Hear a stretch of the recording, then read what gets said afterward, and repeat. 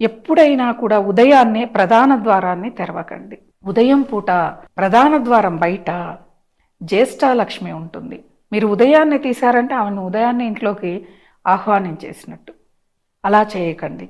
మీ వెనక ద్వారం బాల్కనీనా లేకపోతే వాషేరియా కాదు, బాల్కనీ ద్వారం తెరవండి. అంటే ఇప్పుడు అపార్ట్మెంట్లు వచ్చాయి కానీ ఒకప్పుడు అన్ని ఇండిపెండెంట్ హౌస్లు. ఇంటి వెనక భాగంలో బాగా చెట్లు ఉండేవి. అంటే వేప, జామ, అనేక రకాల పువ్వులు, పండ్ల రకాల వృక్షాలన్నీ కూడా వెనకలు ఉండేవి. ఆ వెనక ద్వారం తీయగానే చల్లగా గాలి తగలటం, పొద్దున్న లేవగానే ఆ పచ్చని చెట్లని, అందమైన పువ్వుల్ని చూడటం వల్ల మన మెదడులో ఒక మంచి మంచి పాజిటివ్ ఆలోచనలు వస్తాయి. ఆ రోజంతా పాజిటివ్గా ఉంటాం.